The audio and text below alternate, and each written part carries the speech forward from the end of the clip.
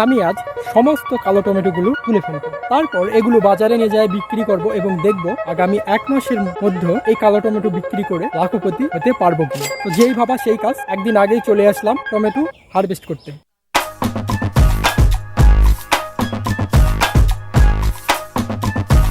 তো যেগুলো মোটামুটি উঠানোর মতো ছিল সেগুলো সমস্তগুলো আমি উঠাই নিছি। তো এখন বাজারে যাওয়ার পালা।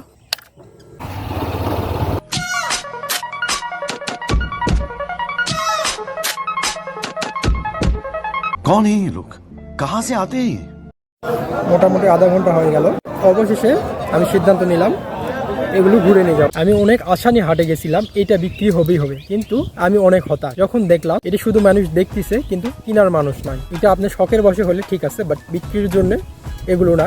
এটা শুধু আমার দেখার উদ্দেশ্যে হাটে নিয়ে যাওয়া যে আমাদের অঞ্চলে বিদেশি ফসল চলবে কিনা। তো যেটা দেখলাম তাতে আমিও রীতিমতো হতাশ যে বিদেশি কোনো ফসল আমাদের এই বাজারে চলবে না। এই আর কি, ভালো থাকে, দেখবে ঠিক পরের কোনো একটা ভিডিওতে।